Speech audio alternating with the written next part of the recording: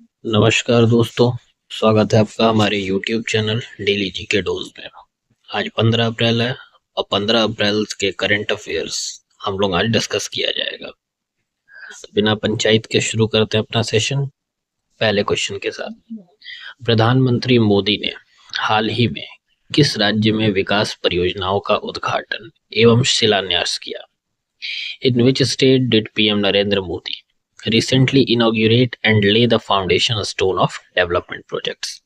Option है आपके उत्तर प्रदेश, हरियाणा, पंजाब या राजस्थान। तो हाल ही में प्रधानमंत्री मोदी ने हरियाणा में विकास परियोजनाओं का उद्घाटन एवं शिलान्यास किया। प्रधानमंत्री मोदी के अनुसार देश में बिजली के उत्पादन को बढ़ाना सरकार का प्रयास है और सूर्य घर मुफ्त बिजली योजना का मुख्य उद्देश्य क्या है? सोलर पैनल लगाकर बिजली बिल को शून्य करना, कुल मिला के बिजली बचाना। अगला सवाल, डिजिटल एग्रीकल्चर मिशन के अंतर्गत किसानों को क्या प्रदान किया जाएगा? What will be provided to farmers under the digital agriculture mission? Option से आपके मुफ्त खाद, डिजिटल उपकरण, किसान आईडी या कृषि बीमा। तो डिजिटल एग्रीकल्चर मिशन के तहत किसानों को एक किसान आईडी प्रदान की जाएगी। कृषि मंत्री शिवराज सिंह चौहान ने विदिशा में किसान आईडी बनवाई है।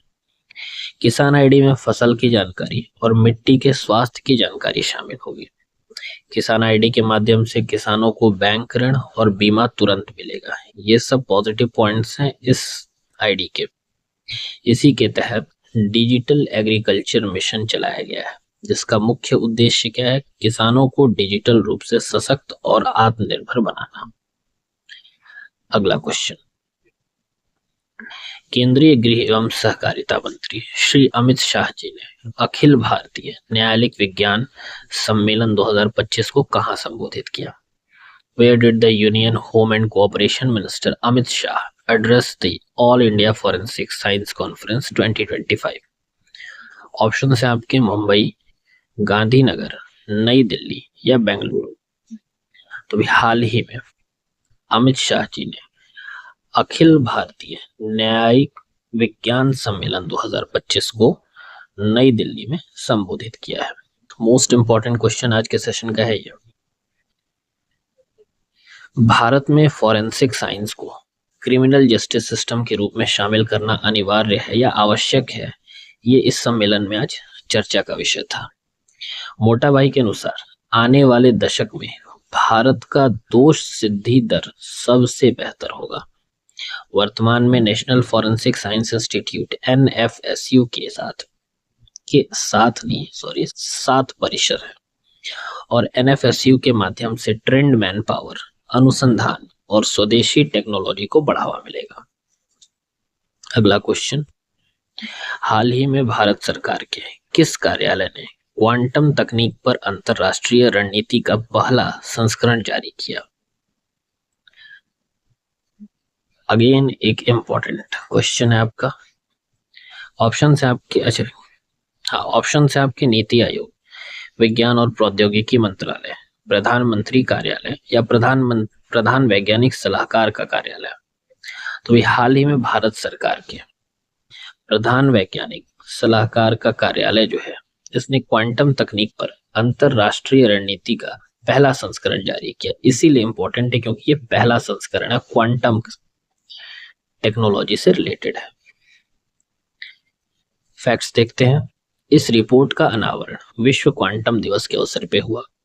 अब विश्व क्वांटम दिवस के अवसर पे हुआ है तो विश्व क्वांटम दिवस मनाया जाता है 14 अप्रैल को और वर्ष 2025 को संयुक्त राष्ट्र द्वारा अंतरराष्ट्रीय क्वांटम विज्ञान और प्रौद्योगिकी वर्ष के रूप में नामित किया गया है। ये पॉइंट भी बहुत इंपॉर्टेंट है, याद रखिएगा, क्योंकि अलग अलग जो संस्थाएं होती हैं वो जो साल चलता है उसको अपने हिसाब से कोई ना कोई नाम देती हैं। तो यूनाइटेड नेशंस ने 2025 को अंतरराष्ट्रीय क्वांटम विज्ञान और प्रौद्योगिकी वर्ष के रूप में नामित किया है। अगला क्वेश्चन है हमारा, केंद्रीय स्वास्थ्य मंत्री जेपी नड्डा ने आयुष्मान भारत योजना का शुभारंभ किस राज्य में किया? Union health minister JP Nadda launch the Ayushman Bharat scheme in which state? Option है आपके पश्चिम बंगाल, झारखंड, उड़ीसा या बिहार। तो अभी हाल ही में केंद्रीय स्वास्थ्य मंत्री जेपी नड्डा ने आयुष्मान भारत योजना का शुभारंभ उड़ीसा में किया है। आयुष्मान भारत प्रधानमंत्री जन आरोग्य योजना की शुरुआत 23 सितंबर 2018 को झारखंड से की गई थी। अब आयुष्मान भारत योजना की उड़ीसा के राज्य सरकार की योजना गोप बंधु जन आरोग्य योजना के साथ मिलकर लागू किया गया। मतलब आयुष्मान भारत योजना और उड़ीसा राज्य की खुद की पर्सनल एक योजना है जिसका नाम है गोप बंधु जन आरोग्य योजना, दोनों को एक साथ मिलाकर लागू किया गया। आयुष्मान भारत योजना के तहत लाभार्थियों को एकीकृत कार्ड प्रदान किया जाएगा। आयुष्मान भारत योजना जल्द ही पश्चिम बंगाल राज्य में भी चालू की जाएगी। हालांकि वहां पे भी बहुत पंचायत चल रहा है, इसके लिए बहुत विरोध किया जा रहा है, बट फिर भी सरकार ने आश्वासन दिया है कि वहां भी जल्द ही लागू की जाएगी। और इस योजना का मुख्य उद्देश्य आर्थिक रूप से कमजोर वर्गों को स्वास्थ्य बीमा प्रदान करना है। तो पश्चिम बंगाल के साथ साथ दिल्ली में भी लागू करने की योजना बनाई गई है। अगला क्वेश्चन है हमारा, न्यायमूर्ति संजीव कुमार किस उच्च न्यायालय का कार्यवाहक मुख्य न्यायाधीश नियुक्त किया गया? Justice Sanjiv Kumar was appointed as the acting chief justice of which high court? Option है आपके दिल्ली उच्च न्यायालय, चंडीगढ़ उच्च न्यायालय, जम्मू कश्मीर और लद्दाख उच्च न्यायालय या इनमें से कोई नहीं। तो अभी हाल ही में न्यायमूर्ति संजीव कुमार को जम्मू कश्मीर और लद्दाख उच्च न्यायालय का कार्यवाहक मुख्य न्यायाधीश नियुक्त किया गया है। याद रखिएगा कार्यवाहक है, एक्टिंग चीफ जस्टिस बनाया गया है, हाई कोर्ट का, सुप्रीम कोर्ट का नहीं। फैक्ट्स देखते हैं, इनकी नियुक्ति न्यायमूर्ति तासीर अवस्थान के सेवानिवृत्ति होने के बाद हुई है। यानी कि अभी जिस पद पे ये हैं इनसे पहले तासीर अवस्थान थे। सुप्रीम कोर्ट कोलेजियम ने 4 अप्रैल को जस्टिस अरुण पल्ली को जम्मू कश्मीर और लद्दाख उच्च न्यायालय का स्थायी मुख्य न्यायाधीश नियुक्त करने की सिफारिश भी की है। और ये चीज ध्यान रखेंगे आप लोग, ये पॉइंट, संविधान का अनुच्छेद 223 कार्यवाहक मुख्य न्यायाधीश की नियुक्ति की अनुमति देता है, आर्टिकल 223। नेक्स्ट क्वेश्चन है, कौन सा देश अंतरराष्ट्रीय सौर गठबंधन के साथ भागीदारी ढांचे पर हस्ताक्षर करने वाला पहला अफ्रीकी देश बन गया है? Which country became the first African country to sign the country partnership framework with ISA? ये country partnership framework जो है इसको शॉर्ट फॉर्म में CPF कहा जाता है।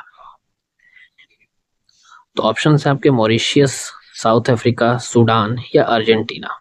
तो अभी हाल ही में मॉरिशियस अंतरराष्ट्रीय सौर गठबंधन और भागीदारी ढांचे पर हस्ताक्षर करने वाला पहला अफ्रीकी देश बना है। इसलिए ये क्वेश्चन ज्यादा इंपॉर्टेंट हो जाता है क्योंकि ये पहला है और दूसरा चीज है कि अफ्रीकी देश है।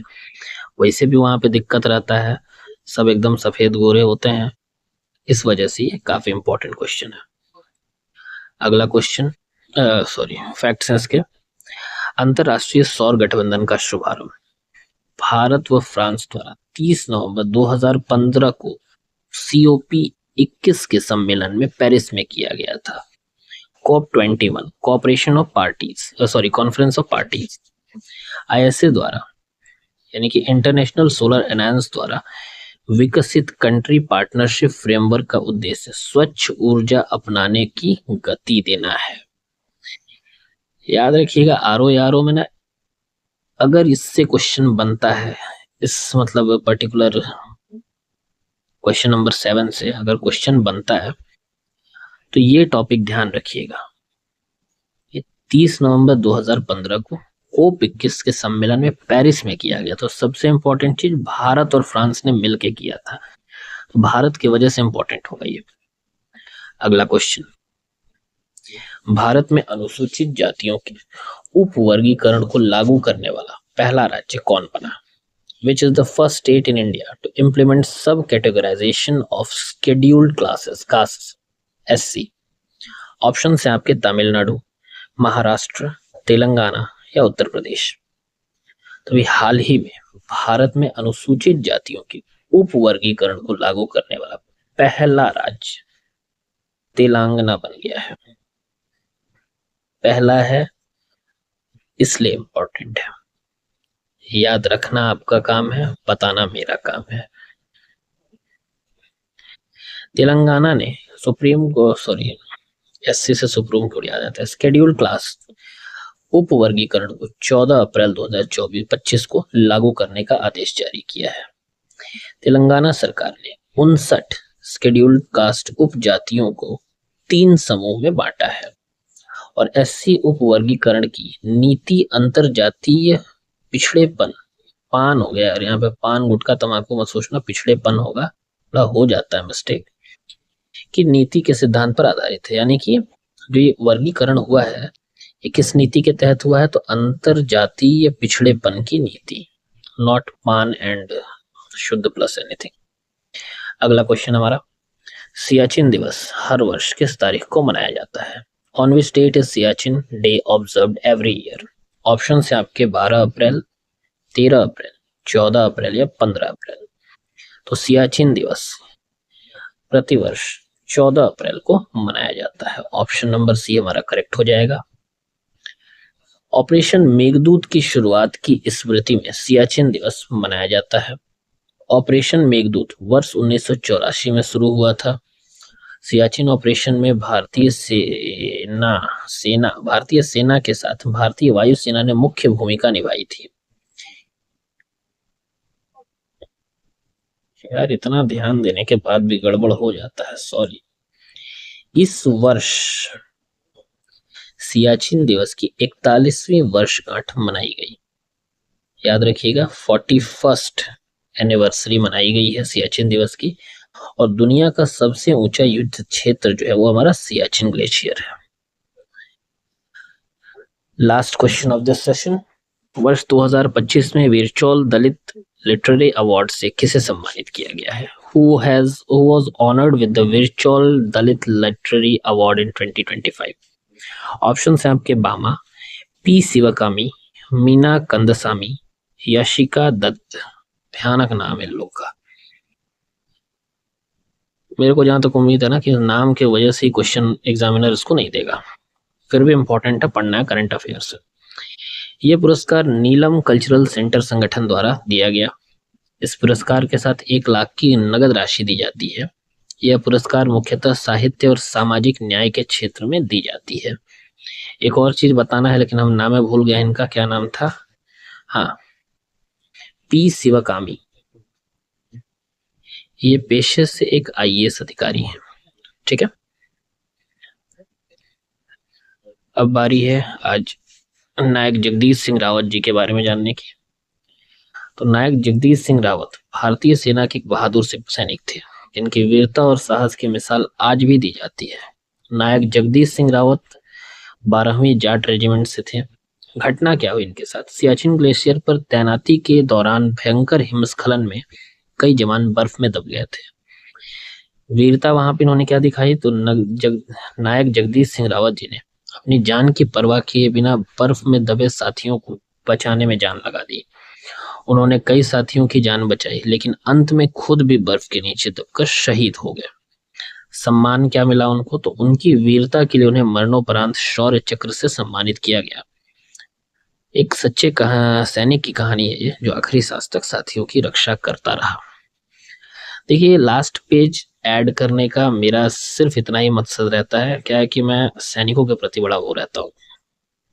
तो वैसे भी हम लोगों के देश में सैनिकों को अधिकतर 26 जनवरी, 15 अगस्त या फिर army day, navy day, air force day के दिन ही याद किया जाता है, लेकिन ऐसा होना नहीं चाहिए।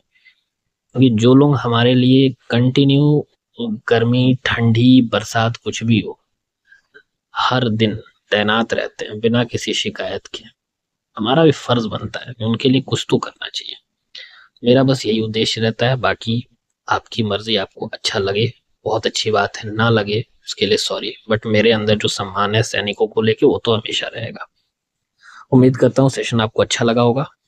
अगर ऐसे ही डेली करंट अफेयर्स चाहिए तो लाइक शेयर और सब्सक्राइब जरूर करें और नोटिफिकेशन के लिए बेल आइकन प्रेस करें। धन्यवाद।